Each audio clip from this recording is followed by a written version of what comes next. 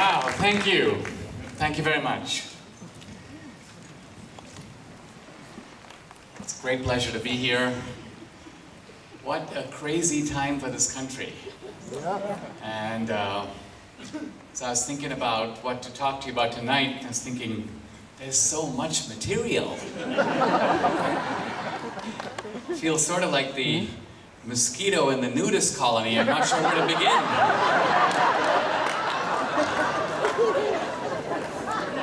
Well,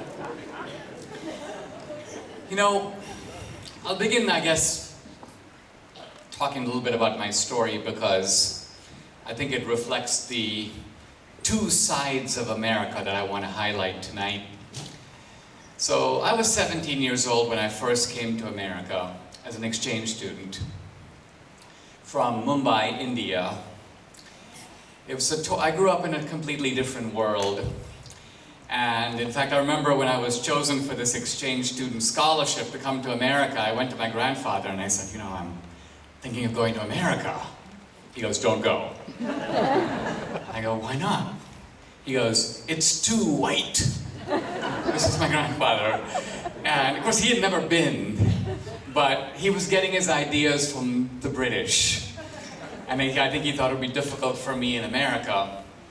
And but when I first got to America, I lived with 4 families in Arizona as part of my exchange student year. And it was such an adventure for me. I was in the 12th grade of high school on a small town called Patagonia on the Mexican border.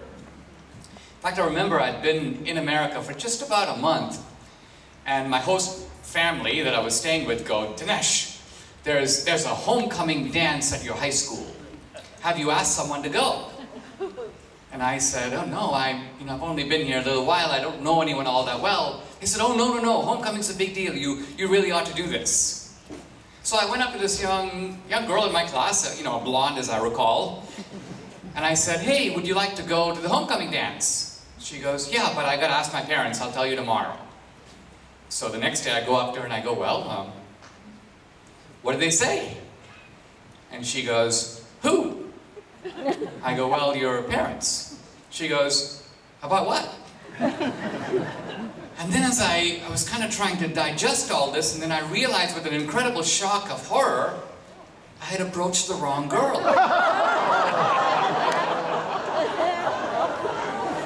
And, oh my goodness. I've thought about this over the years, and I think looking back on it, I was actually guilty of a very common third world fallacy, which is that all white women look alike. Now, by the luck of the draw, I was in this tiny school, and my high school counselor came up to me, a gentleman named Mr. Hackett, and he said, have you, young man, thought about going to college? And I said, in America? He goes, yeah. I go, why do you ask? And he goes, well, we're a very small school, only 30 kids in your senior class. He goes, most of them are going to go to the University of Arizona, down the road. He goes, I'm the full-time counselor. I really don't have a lot to do. So you're my project for the year. And I was like, wow. I mean, for me, America represented this kind of opening up of possibilities that I didn't even think were real possibilities. And this has happened throughout my life. Now fast forward to Dartmouth, where I was an undergraduate, starting the next year. In fact, I almost went to the University of Indiana. I was admitted, I come back to my host family, and I go, I've been admitted to college. And they go, well, where are you going? And I go, University of Indiana. And they go, well, where have you been admitted to? So I said, well, I've been admitted to Swarthmore and Oberlin and Yale and Dartmouth.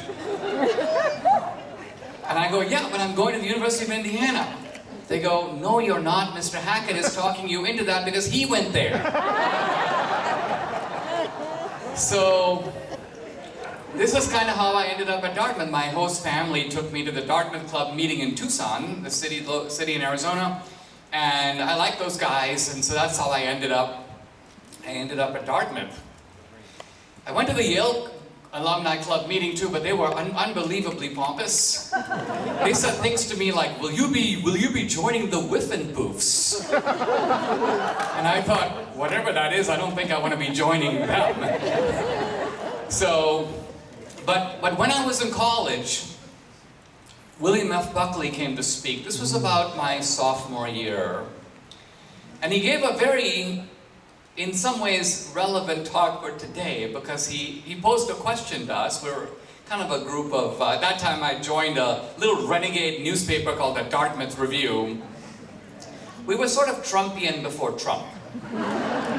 In fact, our slogan is, we used to tell the deans that taking on our paper is like wrestling with a pig, because not only does it get everyone dirty, but the pig likes it. And so Buckley came to talk to us, and his topic was, what does it mean to be a conservative in a liberal society? Now, this is a question particularly relevant to you in California. What does it mean to be a conservative in a state whose norms and rules and laws are being dictated by the left? So Buckley's conundrum was that normally a conservative is all about conserving. You kind of hold on to things. You extend them through time. You have a respect for the past, for tradition. But Buckley's point is, what if you're a conservative in a liberal community? Now what? You conserve liberalism? So Buckley said, in that situation, which I think is our situation, it's certainly California's situation, it's increasingly ours in the whole country, Buckley's point was, you have to stop being conservative. Now what he meant is, you don't have to stop being philosophically conservative, you don't have to abandon conservative values, but you have to stop being temperamentally conservative. Which means, you have to recognize that you're in a new situation that calls for completely new tactics. And so, the tactics that we developed, partly by listening to Buckley, was, and this was, we were undergraduates, was find out what it is that annoys the left and do that repeatedly. Excellent strategy. Actually worked beautifully. But the larger point that Buckley was making was, you have to disrupt the system. You have to sort of turn the apple cart upside down. And his point to us was, many of us, temperamentally, are not used to doing that. And this was particularly true of me. I mean, I was your very typical, somewhat bookish Asian American kid. I mean, when I was 14 years old, I always loved words and language, so I'd come across a word I didn't know, and I'd be like, this is insane, why don't I know this word? So I decided, let's memorize the dictionary. This is the kind of thing I did at 14. So I wasn't really of the temperament to be, you could call it, a conservative warrior. But this is Buckley's point. You have to climb out of the dictionary. You have to start figuring out ways to identify the people who are making your life miserable, and then you have to make their lives miserable. You have to do that.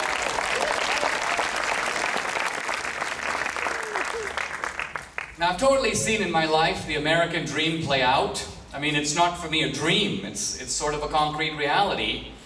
And I have to remind myself that no other country really has a dream. I mean, the Chinese don't have a dream. I don't know if there's a French dream, but who wants to know? But there is this American dream. And this is the magnet that has drawn so many of us from the far corners of the world to this country. By the way, it's not just a dream of economic success. That's part of it. But it's, I think, ultimately a dream of being the architect of your own destiny, of being in the driver's seat of your own life, of being the choreographer of your own future. So your life is a blank sheet of paper. You're the artist. I mean, it's kind of amazing. If I went back to my grandfather, he's dead now, but say to him, hey, I'm thinking of becoming an author. I'm thinking of making movies. I don't just want to make documentary films, I'm thinking of making a feature film. I mean, I don't even know what the guy would say. He'd probably call my mom in to take my temperature. Right? Because in America, you can do these things with your life, which you can't do most any place else. So I've seen this upside of the American dream. Even when I was working for a small magazine called Policy Review, published by the Heritage Foundation. This was going back to the 1980s. And I got a call from a guy whom I knew not well at the White House, and he said, "Would you come in? We want to have lunch with you in the White House mess. There's some openings for a job in the White House." So I was like, free lunch, White House mess, this sounds cool. So I go in, really nice lunch, and they go, "Well, we're interested in offering you a job." And I said, "Well, I can't work in the White House, I'm not a US citizen." And these guys look at each other and they go, "Well, the question we were wondering about is, are you a Reaganite?" I was like, "Yeah." They were like, "Very well, come back on Tuesday to meet Howard Baker," who was at that time the chief of staff for Reagan. So here I was, 26 years old and working in the Reagan White House. Unbelievable. I mean, I couldn't believe it. And I should tell you it was a kinder, gentler America. Why? Because at that time, we thought, all of us thought, that American politics is really an argument about, not about goals, but about means. In other words, we thought that we kind of agree on the goals. You want America to be prosperous? Yeah. You want America to be strong? Yeah. You want America to be a great influence in the world? Yeah. You want America to be offering its recipe to all takers so that they can make their societies better? Yeah. So you might argue about, once you have a big pie, how should the pie be shared? There are arguments about those details, but with regard to what America is and where it's trying to go, we thought everybody was on board. And the argument, as I say, was about the mechanism to get there. And I remember Reagan, if you recall, came in 1980, early 81. The country was in bad shape because of Carter. You know, I think to this day, if you were giving an award for presidential nincompoopery, that guy would have to be first in line. I hear we're getting some competition from Biden. I'll get back to that. Let's go, Brandon. If Biden were here, he'd be like, "Come on, man. I'm not the worst, I'm only second worst." Anyway, Reagan had implemented some tough policies to sort of check inflation, stagflation, stagnant growth and inflation, and the country sort of went into a deep recession, the recession of 1982. And I still remember this as if it were yesterday. Reagan had given a speech, pretty tempestuous speech, and afterwards he was confronted by Sam Donaldson. Sam Donaldson is sort of the early version of Jim Acosta, ABC News, kind of a left-winger.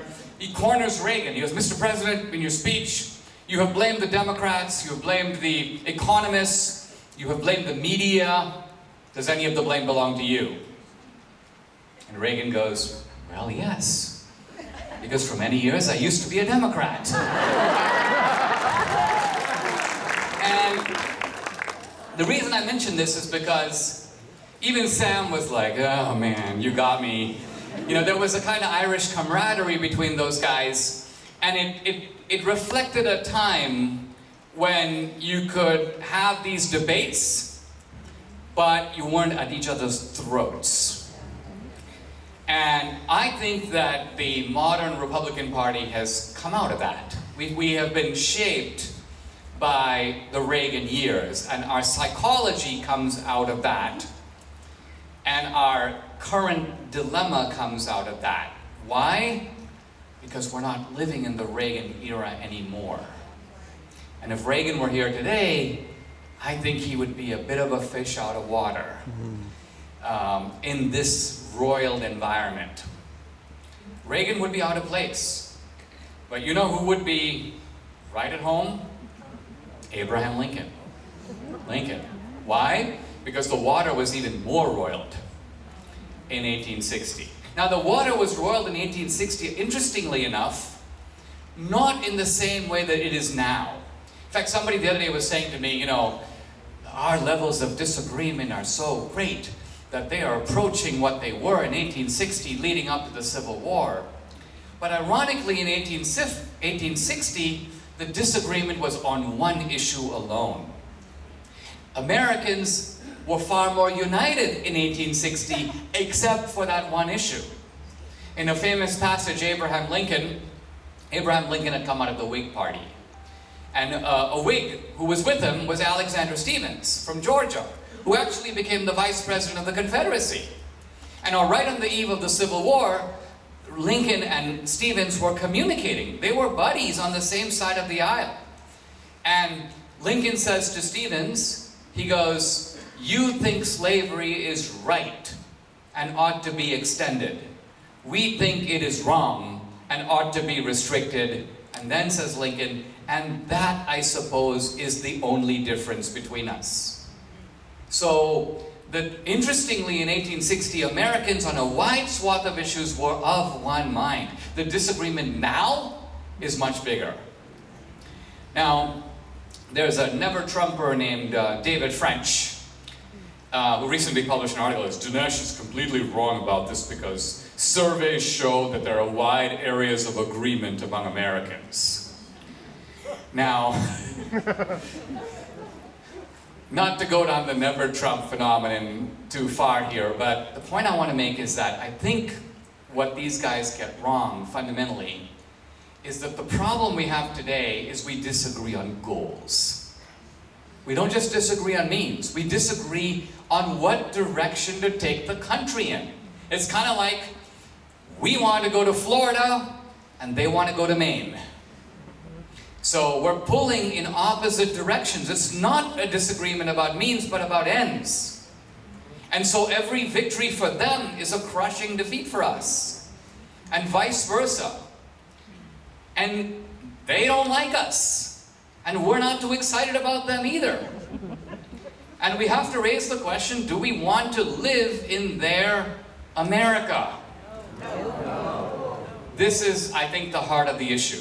Now, I'll come right back to it, but let me just kind of finish a second side of my story I wanted to mention to you. This is the other side, because I think if I'd been giving you this talk 10 years ago, I would have given a completely different talk, because my whole career was a product of, you could say, the success of America, the American dream, rah-rah, the widening chasm of opportunity that America provides, even to a guy starting at the bottom.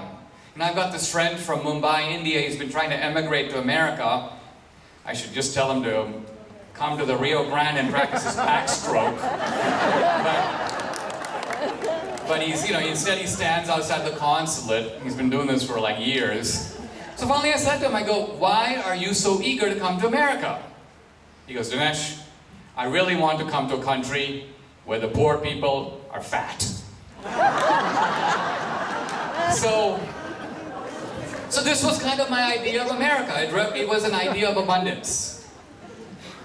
But then, fast forward to a few years ago when I'm standing in a courtroom and I hear this phrase, "United States of America versus Dinesh D'Souza."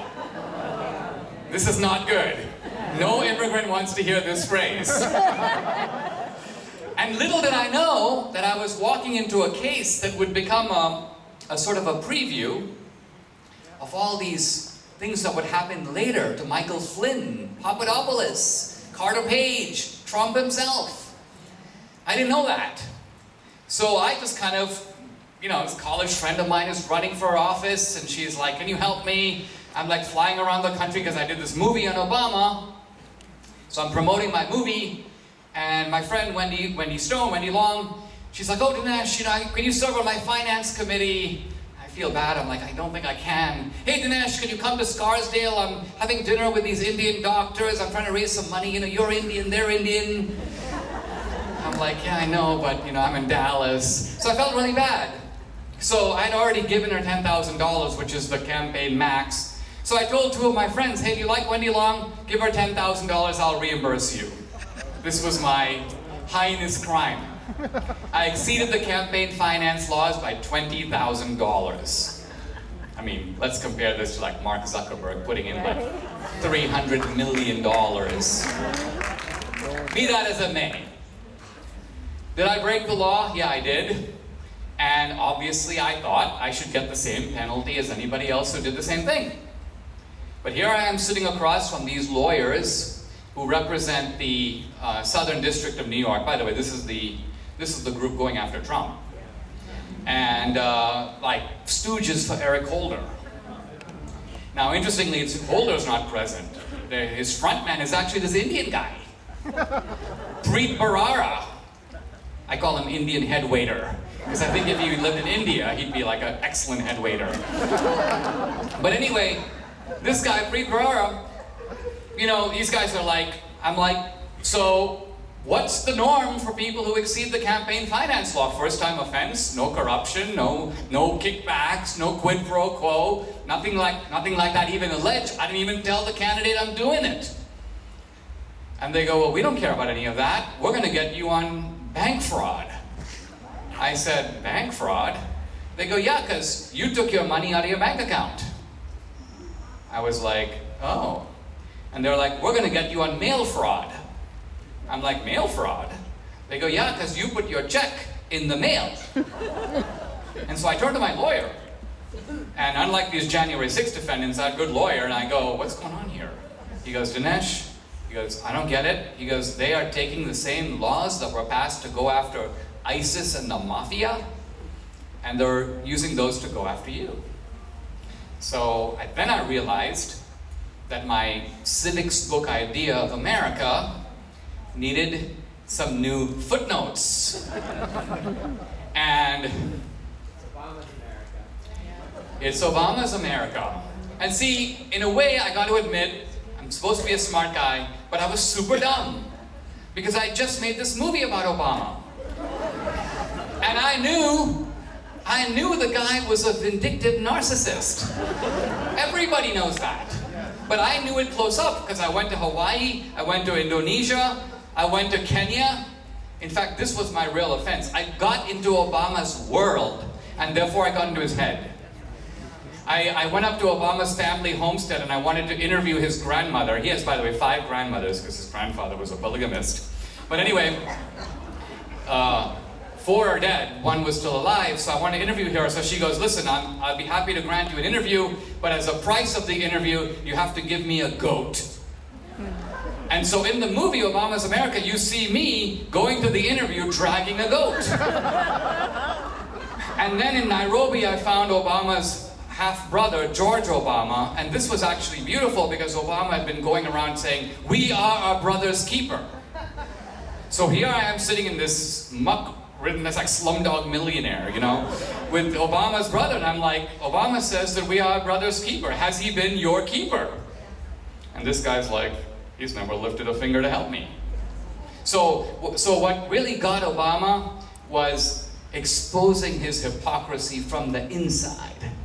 You know, this drove him nuts. So I should have known there was like a big target on my back. But I didn't know that.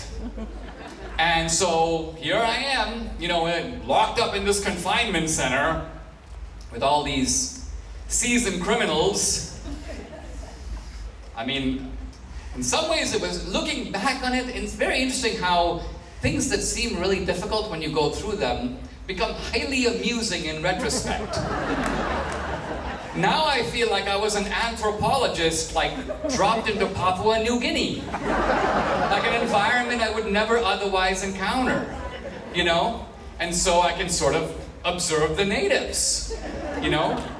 They're jumping up and down, they're waiting for it to rain, you know? Really interesting stuff, in retrospect. And then the judge, I mean, again, in retrospect, this guy could be like straight out stand-up comic. Because he's like, Dinesh, I believe you are in need of mandatory psychiatric counseling. I'm thinking to myself, what am I, Jeffrey Dahmer? My body's in the refrigerator? I mean, I have those, but I'm not charged with that. I'm charged with giving 20,000 bucks to a friend. My money. In fact, this was the hardest thing to explain to the guys in the confinement center. They're like, what do you do? I'm like, I gave too much of my own money. And they're waiting to find out how I got somebody else's money. The concept of giving my own money as a criminal offense was something they really had trouble getting their heads around. But the good news is that, and I gotta say this, I feel for these January 6 guys because it's hard to put your life back together. I realized even when I was in the confinement center that I was not a typical inmate. I don't compare our cases because, well, first of all, the great thing was I'd come in for a court hearing, I'd fly cross country from San Diego, and then that night I'd go on the Megyn Kelly show on Fox. So when I'd go back to the confinement center, one of the guards would be like, "Whoa, were you on TV last night?" I'd be like, "Yeah." So pretty soon all those guys knew me. They were high-fiving me as I came in. So I didn't really have a problem. And then, of course, I'm in my office in 2018, about May 30th, I believe. Phone rings, pick it up. It's Trump. It's the president. He's like, "Hey, Dinesh, how's it going?" I go, "It's going great, thanks. Thank you very much." He goes, "I'm here with John Kelly. You know John Kelly, don't you?" I go, "No." I go, "I know he's the chief of staff, but I don't know the guy." So Trump goes, "Well, let's turn to this matter at hand, your case." He goes, "I gotta tell you, Dinesh, I knew from the complete beginning that this was 100% bullshit." And I was like, but you know what I loved about Trump is if it was anyone else, they would have run this like a political operation. Let's consult the legal department. Let's look at the polls. What's the media reaction going to be? Do we have a press release ready? With Trump, it was none of that. It was like, there's an injustice that's been committed. I looked at your file. It confirms what I thought. I'm in a position to fix it. I'm going to be giving you a pardon in the morning.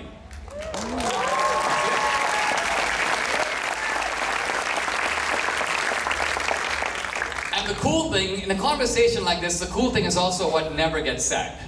Because here's Trump talking, and I'm listening, but I'm not really hearing what he's saying because the same thought is actually passing through both our minds, which is this, that in this single action, he, Trump, is delivering a giant up yours to the Obama administration.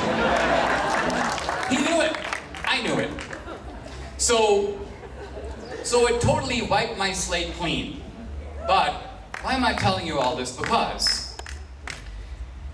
it awakened me to the fact that there's a gangsterization underway in America, in politics, on the other side. And this is of critical importance because their gangsterism depends upon our complicity. They know, something we already know, that by and large, we are the party of the nice guys. We are the party of the patriots. We are the party of the Christians. We're the party of people who say things, who want to live and let live. And we are up against an adversary that has no intention to live and let live. It would be fine if they wanted to have their America. We'd have our America. And we don't even really have to secede. There are blue pockets in red America. There are red pockets in blue America. I mean, I'm in the red state of Texas, but we do have Austin. That's a blue pocket. I mean, I believe Austin's official slogan is "Keep Austin Weird." That's their slogan. They're competing with Portland. I don't think they're quite achieve Portlandia, but that's their ideal. But the other side has no intention of letting this happen. Now, knowing as they do that we are not like them, they are convinced that they can get away with it time after time because they are confident that we will never do to them what they are doing to us. Now, for a little window of history, 2.5 years into the Civil War, the Union Army for the first time began to deploy black Union troops. In small numbers, blacks began to fight on the Union, and the Confederates were so outraged by this idea that they passed an immediate edict that said, any black Union soldier captured by the Confederacy will be shot. Not white soldiers who were normal prisoners of war, but any black Union soldier captured by the Confederacy will be executed. And this notice was brought to Abraham Lincoln, who signed, and we show this in the movie Trump Card. There's a scene of Lincoln on a train, and he's writing with a quill pen, and he's signing what is called the Order of Retaliation. Order of Retaliation. For every black Union soldier executed by the Confederacy, one Confederate captive will be shot. Now, why would Lincoln, kind of a moderate man, I mean, we have to remember historically that Lincoln was a little bit of a rhino. It's kind of a funny thing to say, but the leading candidate for the Republican nomination was Seward. Seward was the fire thrower. Seward had given a kind of incendiary speech called the Irrepressible Conflict, basically saying, we're heading for civil war. And the Republicans were like, that guy's a little crazy. Let's go with Lincoln. He's the safer, more moderate guy. He's the Midwestern guy who's sort of more judicious. And so Lincoln was brought in as the candidate from the middle. But why would a moderate man issue an order of such apparent barbarity? Today it would violate the Geneva Convention, all kinds of laws of war. But the answer is really very simple and really worth digesting for us. Lincoln realized if I don't do to them what they're doing to us, they will never stop. And interestingly, the Confederates did stop, and Lincoln withdrew the order. So, now, how does all of that, admittedly wartime strategy, apply to our situation directly? Well, I can pick almost any example at random. Let's take monuments. So here's the left's view. Let's go knock down their monuments, because, quite frankly, we don't see them knocking down our monuments. Let's pack the court, because even if they were in power, they wouldn't dream of packing the court. So we can make an attempt, but even if we fail, the other side is not even up to the task. So their view, time and time again, on every issue, is we can use the deep state against them. Because when they come in, they're never going to use the deep state against us. Would George W. Bush ever think of arresting Michael Moore? He wouldn't dream of it. Even Trump. I remember Bill Barr giving testimony to the Democrats, and they were like, you are using your office as Attorney General for to launch political vendettas. And Bill Barr says this, he goes, name a single Democrat that I have gone after. And of course he was saying this as if to go, wow, I haven't even gone after one. And I'm thinking, why do we have you as Attorney General? You're boasting that you haven't gone after a single member of the other side. Well, guess what?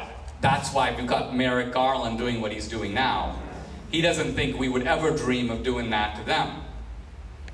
Now, even with judges, you know, the vast majority of people named on the court in the past 30 years, more, have been Republican nominees. So why is it that we might have a narrow majority on the court now? In theory, we have 6-3, but really we have probably 5-4. And even then, there's uncertainty. We always have uncertainty. And this uncertainty goes back to the 70s.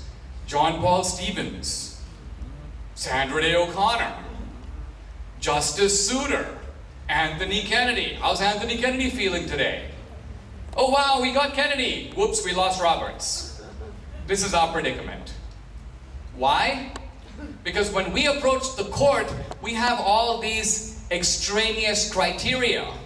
We want a judge who is learned in the Constitution, loves the law, respects precedent, understands that the judge should be an umpire and not a player, not only wants to look at the text of the Constitution, but excavate the original intentions of the people who framed it. Now contrast this massive, I'm going to be kind of rude and call it gobbledygook, with the other side. Here's their view. We want a justice who on all critical issues will vote our way with Euclidean certainty every single time. And they get it. Important case coming up, you think that Sotomayor is going to defect? Kagan? No. Even Breyer, reliably on their side on all key issues. They can count on it. And then you have, contrast this. Here's Amy Coney Barrett testifying. I am a practicing Catholic, but I want to assure you in the Senate that I will not allow my personal views to infringe upon my decisions. Can you imagine Elena Kagan or Sotomayor? I'm not going to allow my lesbianism to have any impact on any decision I make. That's why they're on the court. They're there to impose their ideology. They wouldn't dream of disavowing it. So here we are. What I'm trying to say is we're disappointed in our justices. Why? We disarmed them before we even put them forward. We coached them to swear that their conservatism will be put on the shelf. I'm pro-life, but I assure you this will have nothing to do with how I vote on Roe v. Wade. What? What?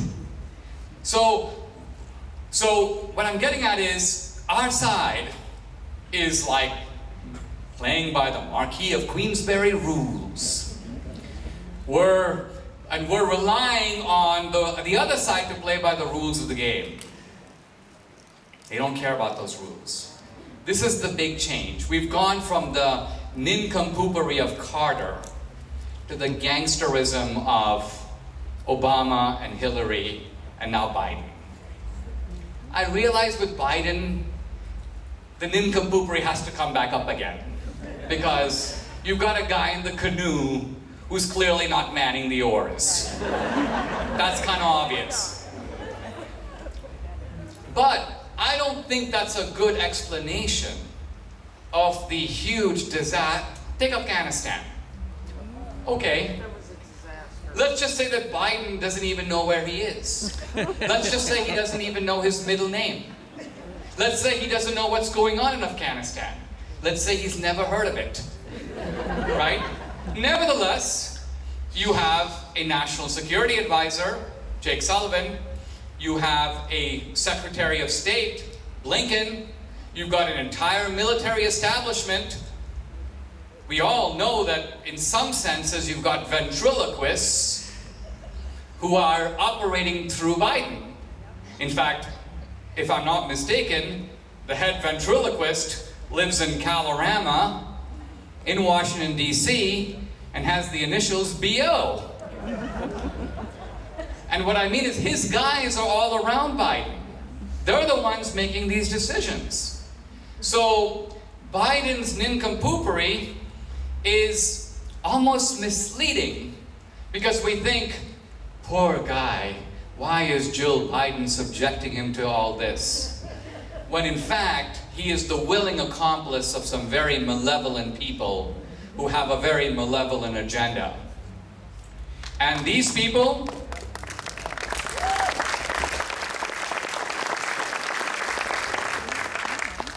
let's be really clear what their agenda is. It's not just about economics. Their socialism isn't just about infrastructure and the Green New Deal and high tax rates. No. Fundamental transformation, but toward what? What is their end game? Well, their end game, I think, is really simple. Their end game is to turn us into worms. Into worms. It's a little strong way of putting it, but what I mean is they want us to grovel and submit.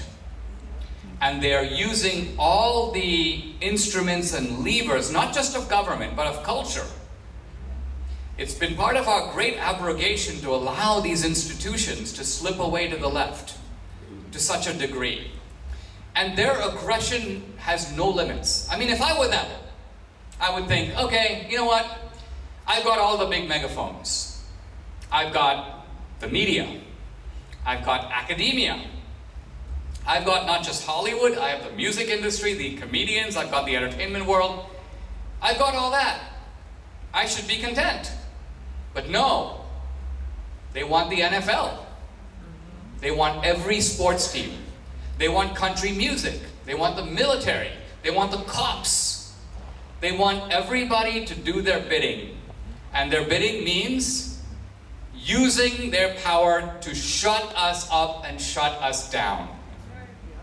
They don't want us to communicate with our own side. That's the purpose of digital censorship.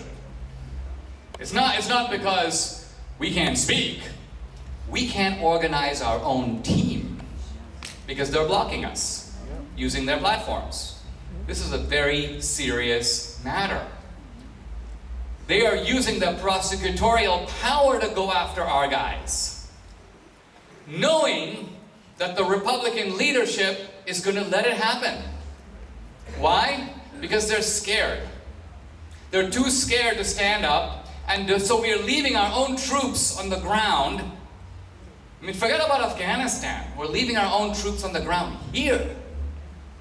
And the other side goes, all right, let's pound on these guys, because it's the same reason that they're suing the Christian baker in Colorado. It's not even about him. Doesn't matter if he goes to the Supreme Court and wins, sue him again. Because if you can ruin his life, that will convince every other vendor that you don't have any religious freedom in this country, and if you try to do this, look what we got in store for you, pal. So this is what we are up against. And any attempt to miss this or ignore this is to ignore the reality of the situation. Now, the question is, what do we do? Where does this leave us? And very often, when I hear talks, TV, talk radio, I'll hear things like, we've got to fight. We've got to put our arms to the wheel. But what I'm thinking about is, how? What is the actual mechanism of fighting? How do we actually use our influence to the max? I want to start by telling you a true story, which I don't even sort of take credit for because it happened almost accidentally. But this is a really good example of dealing with a woke corporation. We have all these woke corporations. When I speak, sometimes I'll go around, people say, well, you know, Dinesh, I'm taking a very strong stand against Disney Plus. I'm like, oh, what are you doing? I have discontinued my subscription to Disney Plus. I will not shop in Target anymore. I'm like, oh, interesting. Have you sent an email to the Target board of directors explaining why you're no longer going to shop in Target? Oh, no. I'm like, well, then they don't know that you're boycotting Target. They're not going to really respond because you've done nothing. Coming back to my Dartmouth example, you have not figured out how to make